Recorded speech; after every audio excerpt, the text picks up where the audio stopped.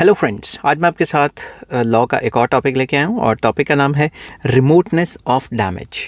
जो डैमेज हुई है उसकी रिमोटनेस के ऊपर पूरा लॉन्ग क्वेश्चन है, ये किस हिसाब से अटेम्प्ट करना है मैंने उसी हिसाब से लिखा हुआ है।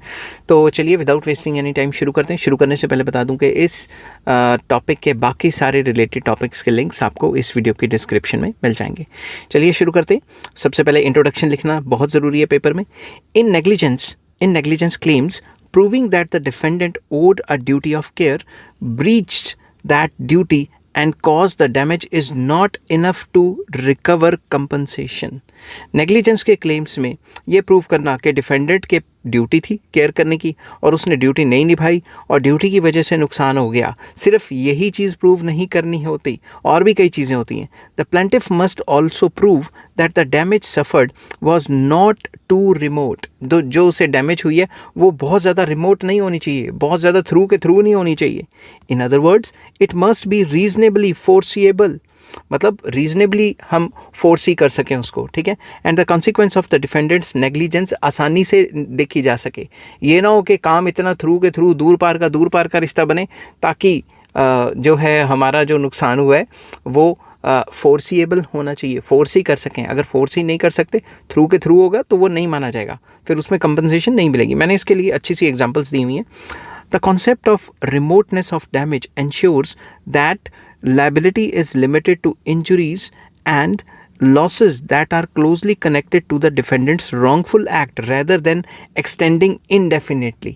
जो indefinite acts हैं उनकी वजह से नुकसान नहीं हुआ बल्कि नुकसान डायरेक्ट हुआ है, ठीक है। कैसे, ये एक एग्जांपल के थ्रू आपको समझाऊंगा। This doctrine balances fairness and prevents defendants from being held liable for every far-fetched consequence of their actions। कि जो डिफेंडेंट्स हैं उनका कोई भी एक एक्शन करना और दूर पार की रिश्तेदारी निकाल के दूर पार के एक्शंस की वजह से वो कह दे कि मेरा नुकसान हुआ है, तो उनको बचाने के लिए भी ये डॉक्ट्राइन काम करता है, ठीक है। एक डेफिनेशन आपके साथ डिस्कस करूंगा।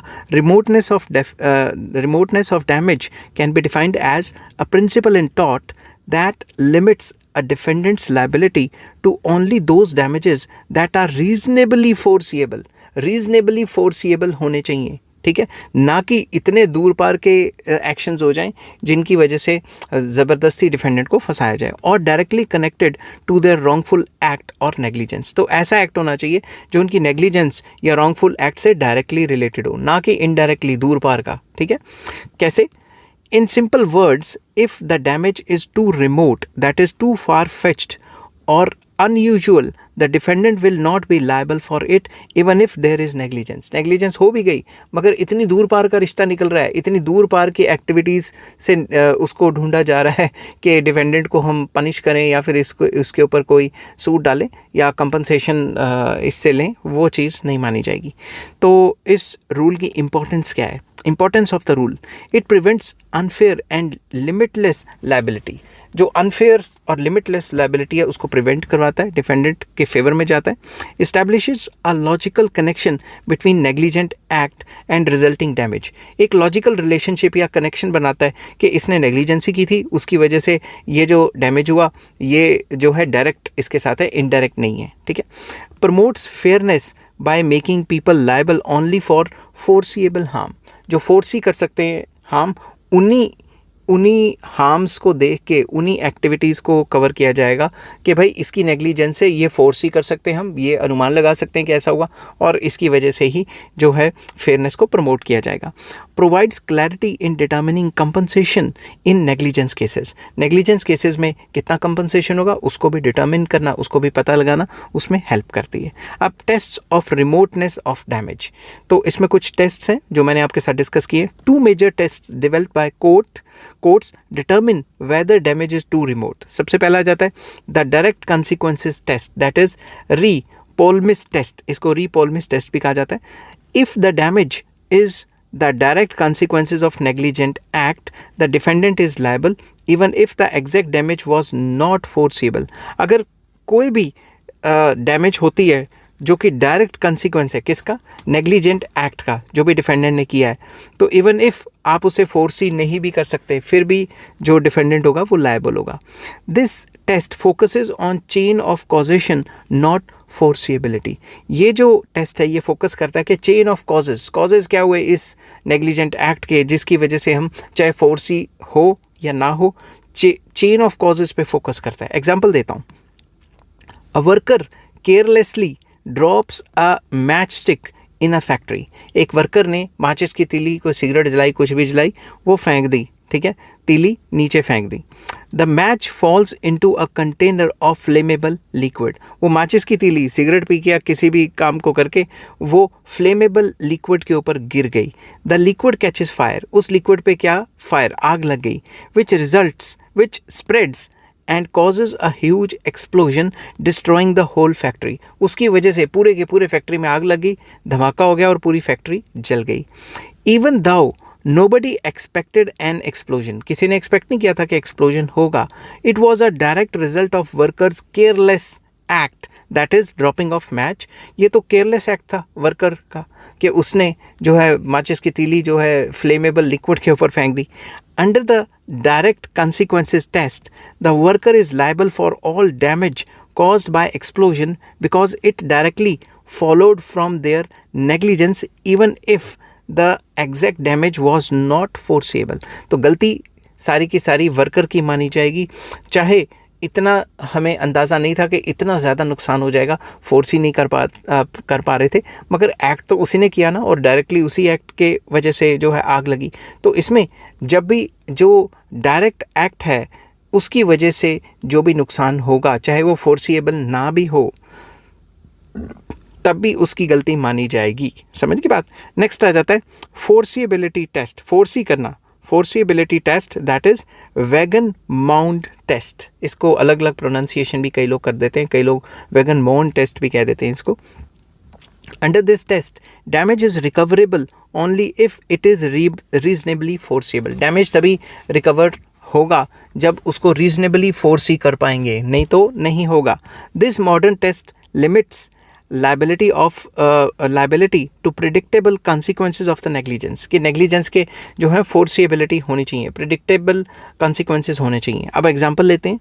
For example, a mechanic accidentally spills a small amount of oil on a busy road. Mechanic काम करते करते उसने रोड पे कुछ स्मॉल अमाउंट ऑफ ऑयल गिर गया उससे, ठीक है, या गिरा दिया।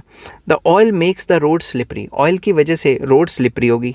अ few hours later a bike skids on the oil and falls. एक बाइक वाला जा रहा था और वो तेल से स्लिप करके गिर गया। This kind of accident is reasonably foreseeable. ये तो रीजनेबली फोर्सी कर सकते हैं ना कि मैकेनिक के तेल गिराने की वजह से एक्सीडेंट हुआ। So the mechanic is liable, mechanic की लायबिलिटी बनती है। बट इफ आवर्स लेटर, कुछ आवर्स के बाद, a random lightning strike hits the oily road causing a massive fire that burns down nearly shops. अगर मान लो उस ऑयल के ऊपर आसमानी बिजली गिर जाती है और ऑयल में आग लग जाती है और एक ऐसी आग भड़क जाती है जो आसपास जो शॉप्स हैं उनको जला देती है। This kind of damage is not reasonably forcible. अब ये जो डैमेज हुआ है इसको थोड़ी ना फोर्स ही कर सकते थे कि इसी के ऊपर ही बिजली गिरेंगी तो आग लगेगी। समझ गई बात।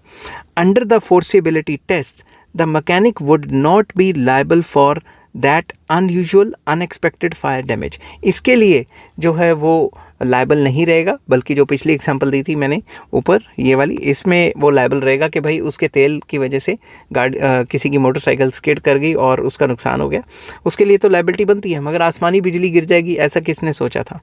ठीक है, फिर एक और टेस्ट आ जाता है eggshell skull, the eggshell skull that is thin skull rule. ये रूल क्या कहता है?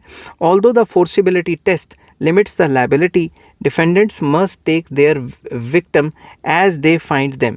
जो defendants हैं उनको अपने जो victims हैं उनको देखना होगा, और जैसे उनको पता लगा कि उनके acts की वजह से किसी का नुकसान हो गया तो उनको भरपाई करनी चाहिए। If a person has a pre-existing weakness or condition that worsens the injury, the defendant is still fully liable.